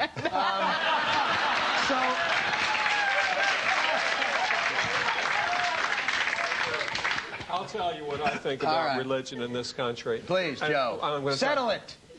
This is the only thing that embarrasses me about America. I think America is just so great. So when like French people say, but you have guns and you kill people, figure, well, who cares? So what? We didn't collaborate with the Nazis. And, you know, so you've got all these things that you know, people would criticize America for, you know, violent movies, things like that. And I think that they're just fine. But the religion thing really is embarrassing because, you know, you see this guy, this Huckleberry here, this Pat Robertson, and the guy ran for president. I mean, he's an idiot. He's a buffoon. He's a village idiot. And he's on television every night. He's got his own cable channel. So, you know, it is embarrassing. But the most interesting thing about religion in America is that nobody who goes around America really thinks Americans are religious people. You know, like spiritual people. Wasn't there a guy called Jerry Falwell or something here who There's still a guy called Jerry Falwell. Yeah, who was going on about he saw 70-foot Jesuses or something? Is that what he said? Good drugs in Virginia. I mean, and people were saying, oh, yeah, you know, you saw a 70-foot Jesus. Yeah, I'll buy some. But in all fairness, you got to figure Jesus is a pretty tall guy.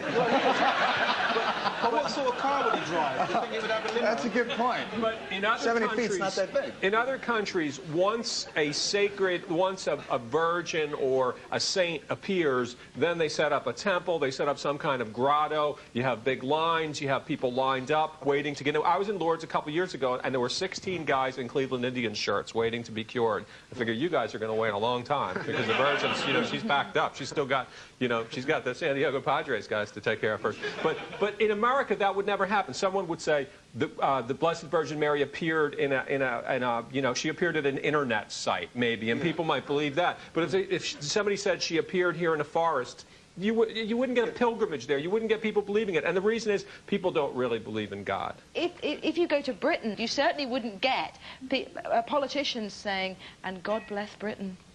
Because the population would just laugh. And yet you have people, you have God bless America. And they say it with feeling. And you're all supposed to say it with feeling. We actually wrote a song about it. Seems to be working. Getting back to the point.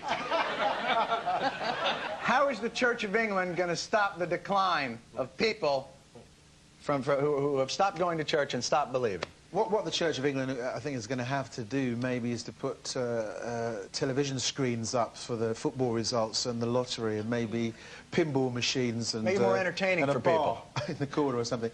Yeah, I mean, you see, because the Church of England has got this strange position. I mean, it's very integrated with the class system. And it's one of those institutions that historically has been very highly respected. But in recent years, all of those institutions have been diminished in terms of the way people look at them.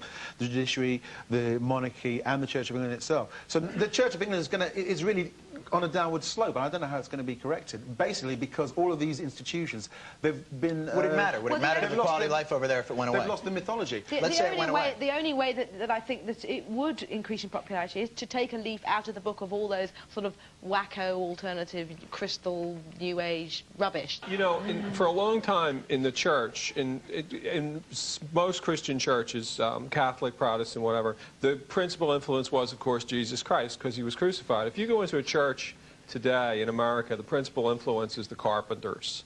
I mean, Karen Carpenter. Right. That all you hear is every single person who lost their job playing the piano at the bar at the Marriott last week now does the religious service in your church. And there's this real strong musical element in all of these churches. I mean, you go in there and they're playing like the average white band type songs, but with these like religious lyrics. And there's this whole early 70s feel to religious churches, which is why I feel that churches must be eliminated immediately. And I mean, overnight. You just got to get rid of the music. The first thing you do is you got to get rid of the music, and you got to do things like when they have these blessings of animals. So like bring traditional biblical animals like donkeys and dogs and stuff. People bring like Gila monsters. People bring Gila monsters and iguanas and ferrets. You can't. God wouldn't bless those things. You know, it's sacrilege or simony or something. I just have to say this: for Jews, it's just funny to watch the whole thing unfold because we just think we've been cold kicking it for 4,000 years, and we don't give a shit what you guys do. I went to a bar mitzvah a couple of weeks ago. You know, and you don't have to say that like I went to a freak show at Coney Island once. You don't have to say it like that. You don't have to. I went to a bar mitzvah. You people are insane. Once again, that's all for tonight. Thanks to Lowry Turner, Felix Dexter, Joe Queenan, and Norm MacDonald. Please bow your heads and God bless America.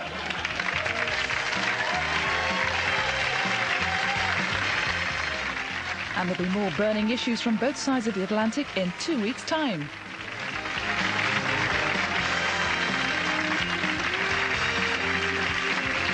Remember in the gay marriage debate, right?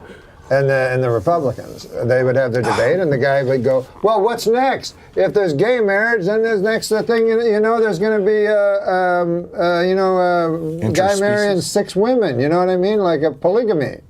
And then and then people would go, "Well, that's not the gay people would go, that's not." But what the fuck's wrong with polygamy? Maybe that statement will not look good in history. All right, so you're back. You got to do Wise Guys last time you were in Utah. Last time you were on the show, and Utahns were like, "Woo, Norm." Yeah, they went crazy, man. I found myself a beautiful, 3 beautiful wives when I was here. Good. I'm glad we could do that for you. Do you do a lot of Utah humor? No, do you add that into your show? No, I just was reading in the paper today. It said polygamist charged with sex crime. And when I was young, it would be a man charged with polygamy. You know what I mean? So we've come a long way. Utah is changing. You'd think if you were a polygamist, you wouldn't have time for any other stuff. Yeah, you'd be a busy guy. You are busy. Well, I think when it's 2 consenting adults, I try not to judge. Or 6. Or 6 or 12 or whatever it is. So as long as there's obviously. Okay. Well, I would guess, and I'm pulling this out of my ass, that people that are into polygamy are tired of people thinking that is part of molesting children. I would imagine there's people that are into polygamy that know how egregious that is. They don't want to be associated with it, and I would imagine that's upsetting for them. Wait, are you saying polygamy is? I'm guessing. I don't know. Know the end is day, nobody's gonna change. You won't ever leave.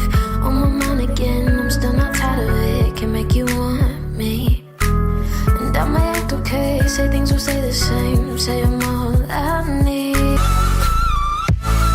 With your show at Wise Guys tonight, do you focus mostly on impressions, or is it you feed off the audience? What can people expect I when just they come talk to the show I just talk to the audience and whatever's going on in the. I'll probably go home and watch the TV and see what news is going on. I'll probably listen to you guys, find out what news is going on, so I can talk about it tonight and figure it out. Do you ever get stumped standing up there, like you don't know what direction to go next? Oh yeah, I blank out all the time. Like I talk for a while, you know, and everything's going well, and then all of a sudden nothing is in my head except for a big jelly roll, like when I dream of jelly rolls. You guys like jelly rolls? They're good, yeah. Yeah, but don't dream about them. Yeah, no, I went to a psychiatrist once. I think he thought I was a moron, but he goes, "Can you describe your dreams for me?" I'm like, "I dream about jelly rolls." He goes, "What else?" I go, "That's it." And he was like, "What?" He made like a weird face that a psychiatrist is not supposed to make. So you know you eat jelly rolls as a kid, or that's like your favorite treat now? No, it's like, it brings me great peace. Like right now, if I close my eyes, jelly rolls will start floating in front of the back of my eyelids. Okay, close your eyes. Think All right. jelly rolls while we talk about where you are tonight, Friday. It is Wise Guys Comedy in West Valley. So you're close by. How are the jelly rolls going? They floating? Yeah, they're beautiful. Good. What flavor is Good. it? Strawberry? No. Raspberry? Oh, there's always raspberry jelly rolls. Raspberry. Friday, November 6th, 8 and 10. And you're not here tomorrow night, right? Just tonight? So No, you I'm need just me to going to be catch here you? tonight. Catch you while you're here. Pardon me? So get tickets and get there tonight. Or not. Whatever you like. Oh. I'm trying to help you out, Norm. I'm selling it for you. No, but I don't want people to, you know, listen, I don't want people to show up at my show if their great aunt has walking pneumonia. That's probably she'll survive. Advice. It's okay. Nah, stay with your great aunt. Give her the love, you know. Well, with swine flu going around, you may not have an audience if you keep up that. So, all right. I'll be fine.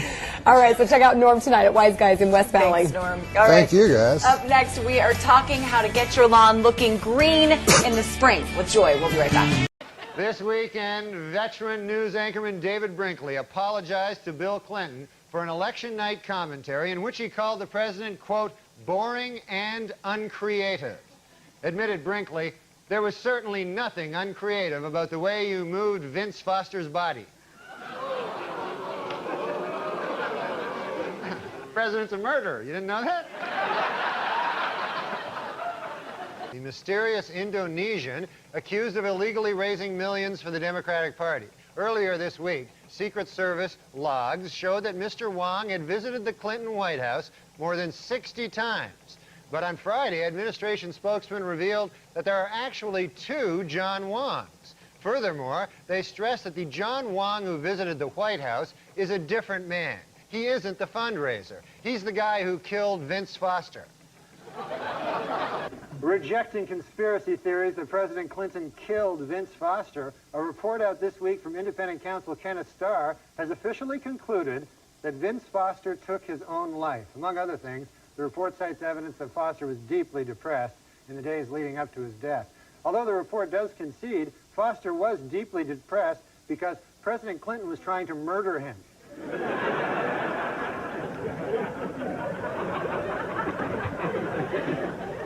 On Capitol Hill this week, 17 Republican congressmen formally asked the House Judiciary Committee whether there is sufficient evidence to begin impeachment proceedings against President Clinton. In response, the president said, quote, hey, you know who would have the answer to that question? Vince Foster.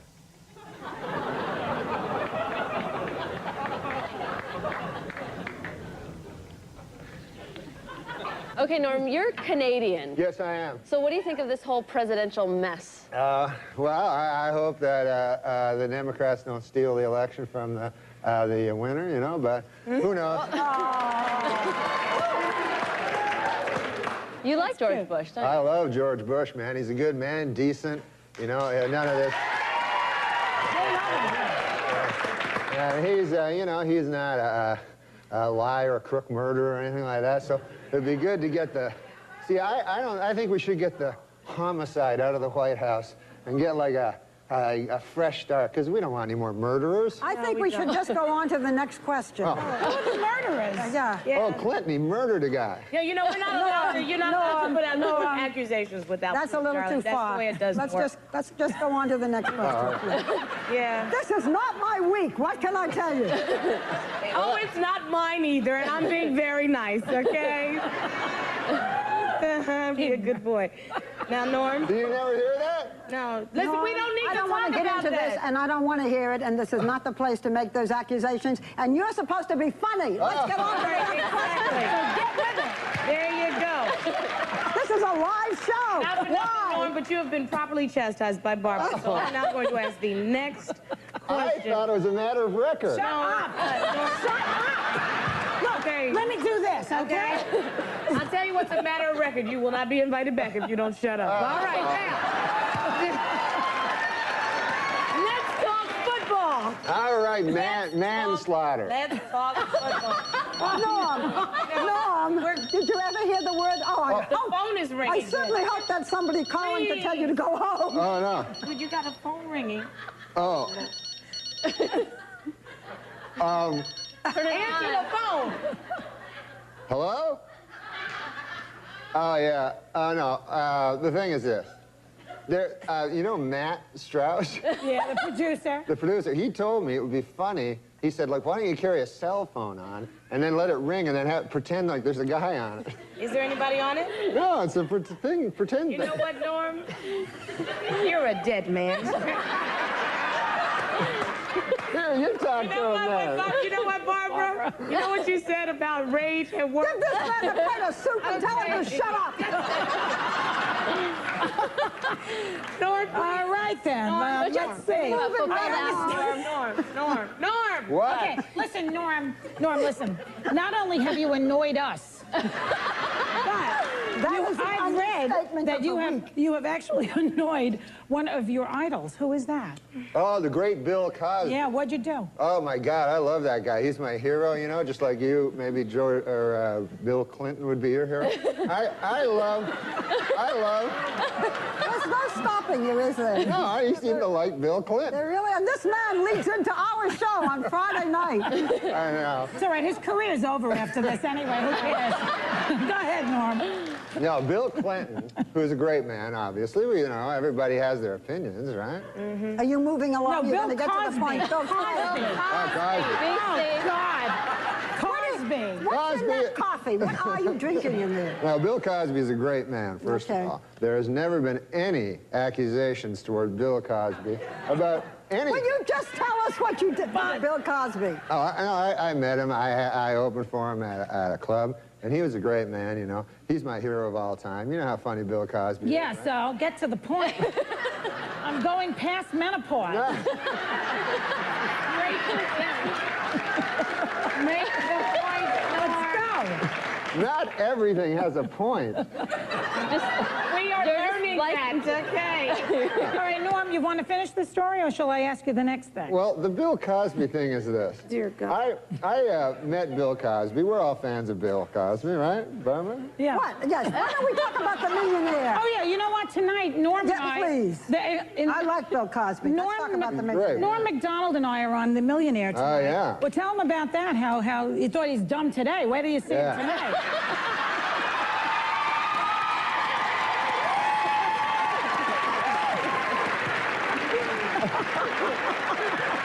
Come on, Norm. Tell him, Norm. People always told me Hollywood was like incredibly liberal of bias, and I thought it was untrue. But You want to talk about the millionaire? Yes, I do. You have 10 seconds to talk about the millionaire. Don't tell how much Don't tell him what I want? No. Oh. You're not allowed to tell anything like that. Well, what are you trying to ask him then? I don't know. Okay. He doesn't answer anything anyway. All right. Okay, so he's on The Millionaire tonight, and he's on Friday nights, and on Monday, his taxes will be audited. So he's on Friday nights at 9. He's on The Millionaire at 9. You can play along at home on Enhanced TV. You are a number. I have never met anything like you. We will be right back.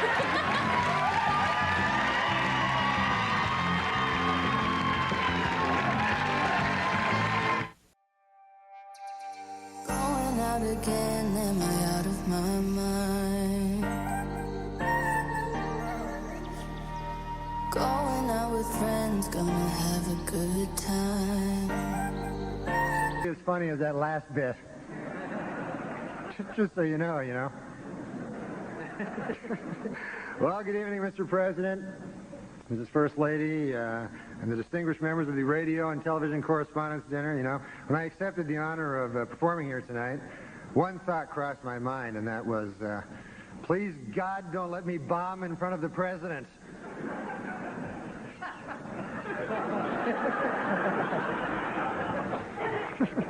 But I'm not worried. What the hell do I care? I worked on all my jokes. I got a lot of help from my joke writer, Don Imus. He was helped me a lot. Are you familiar? You know this guy? He's a funny guy. He wrote some jokes. Anyways, the dinner was great. You enjoyed the dinner? We had some salmon. Yeah, it was delicious. It was great. And I thought it was, I thought it was refreshing to see Democrats serve something other than subpoenas for a change. I thought that was nice, I'll be doing some jokes later. I just thought I'd...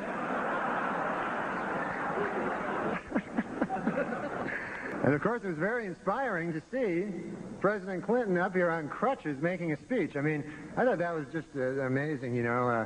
I mean, it's been difficult for the president. You know, he can't jog now, and he needs help getting around, and he still, you know, occasionally suffers great pain, you know.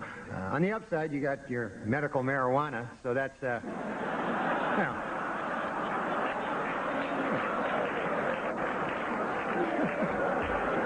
You must inhale, sir. It's the only way you're going to get better.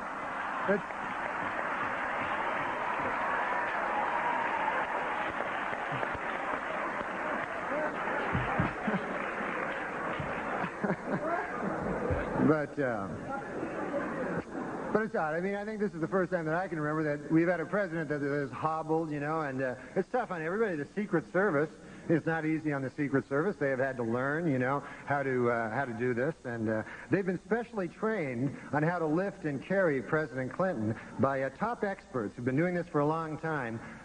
Boris Yeltsin's Secret Service agents. They've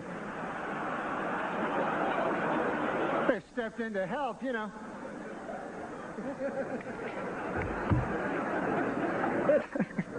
But we got a lot of power here, a lot of juice. Mr. Rule Arledge is here, of course, the chairman of ABC News, you know, and a lot of crazy stories coming out of that division, you know. You know, stories about this person sleeping with that person and all that, you know. Scandal after scandal. And you heard the latest? I heard this just the other day. There's a rumor that last week, a certain, I don't want to say who it is, a certain gentleman in ABC News, he went to a party and he got really drunk and he ended up having sex with his own wife. I don't know how these rumors get started, but you know, it's probably just a vicious rumor, really, you know. But as Mr. Arledge knows, of course, TV has become a very tough game. You got to stay competitive, you know. As we all know, ABC's Good Morning America is in a little turmoil, you know, a little trouble, a little rating trouble. And they're considering a lot of ways now, you know, to boost the ratings. And I don't know, I think they're getting a little desperate. I heard that next week Charles Gibson will announce he's a lesbian. I mean, is that going to help anything? Nobody wants to hear that. I'm very nervous. I don't know why. Before I sip this coffee, actually, sir, how much is it? How much would a cup of coffee cost in a place like this? Nothing for you. Nothing? It's free? Okay, great. I didn't want to get, you know, I didn't want to see $90,000 on my bill later.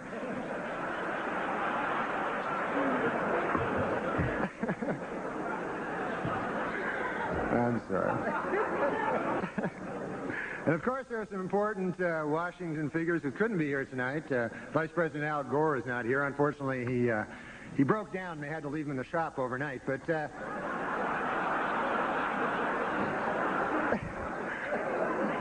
say he'll be all right later. Something wrong with the voice box or something. I don't know what it was.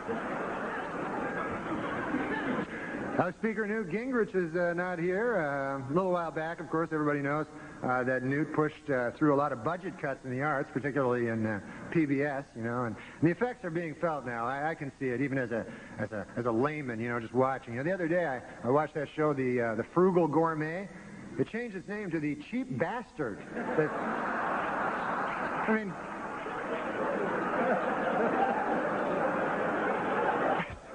it's crazy. And also today I took a visit to the White House. For any of you who haven't taken a visit to the White House, unbelievable. So, you know, awe-inspiring, and, you know, we're a lot rich in history, so beautiful, you know. Although I did notice a kind of an odd sign on the president's desk. It said, the yen stops here. Have you seen it? What the hell does that mean? The yen? I thought it was the buck stops here, I'd always heard.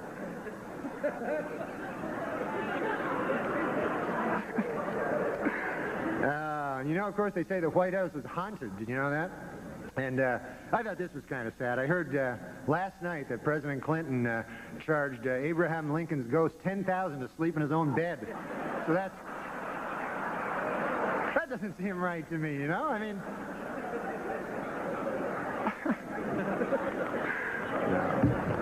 But look, the president, you know, has come under a lot of fire for raising money, but you know, he's good at raising money.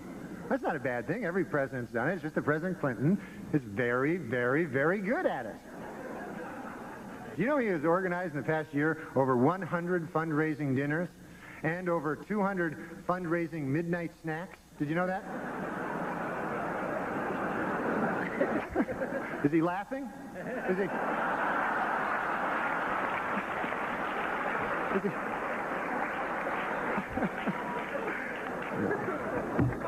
No, but Mr. President, seriously, you know, I know you've had to work through a lot of distractions in doing the business of running this country, and I just want to say, you know, that I implore you, stay focused and do the job, and try to remember, you know, that Rome was not built in a day, you know. I mean, just ask Strom Thurmond, he'll tell you. It was not built in a day. He's an old fella, you know, folks. How would you not know that?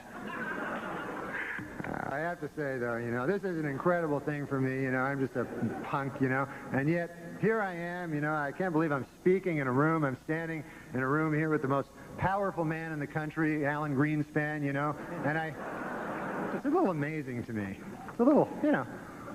Of course, that's the big story in here in Washington is the recent marriage between NBC's Andrea Mitchell and Alan Greenspan, who is 71 years old. And this is sweet, you know, I didn't know this. They wrote their own vows, you know. She promised to love, honor, and speak into his good ear. So that was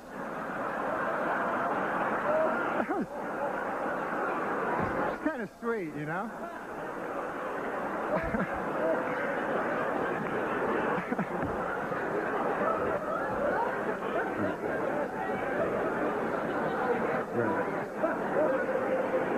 The newlyweds are going to spend their honeymoon in Mexico, and I thought this was sweet. As a gift to his new bride, Alan Greenspan just devalued the peso so that that'll be nice.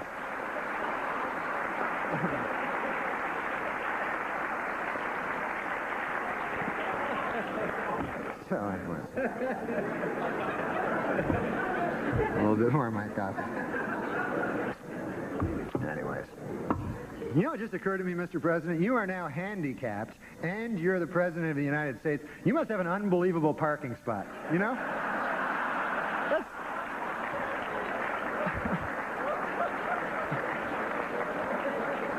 That's got to be very close to the building, you know?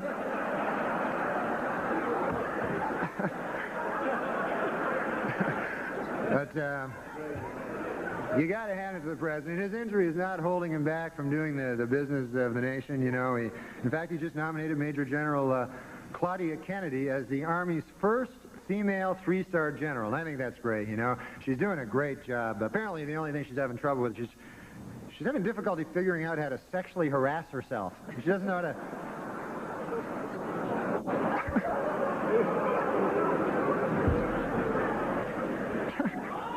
What's that? Guy yells my name for no reason. Oh, I have another announcement to make. Is that what you're telling me? That I should make this announcement? You're right. You make a good point with your incoherent gibberish. Here it is. Here's my other announcement. The U.S. State Department, folks, has just issued a travel warning for all women moving past Dick Morris's table. So...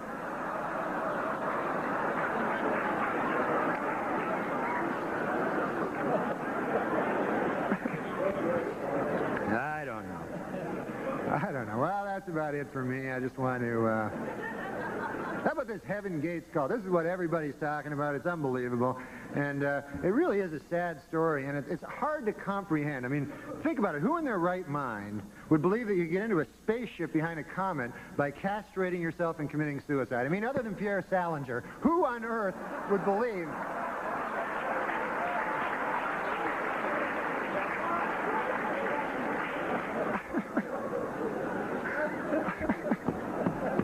I just saw him out in the lobby with a pair of sneakers, Nike sneakers, and a big purple shroud, going, where are they? Did I miss it? Well, that's it for me, folks. I just want to say, you know, before I go, that it really has been a thrill for me. I joke around about the news, you know, but you people, you do the real thing, and you serve as our watchdogs, and you tell the real stories that come out of this city. And I, for one, you know, think you do a darn good job. And as a matter of fact, I have a message from someone who couldn't be here and wanted me to read it to you. This is from from Senator Bob Dole. He wanted me to read this to you. Here it is.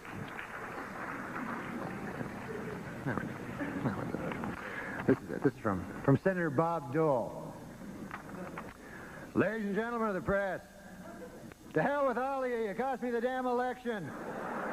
You can kiss my ass, every last one of you. Thank you, folks. Thank you very much.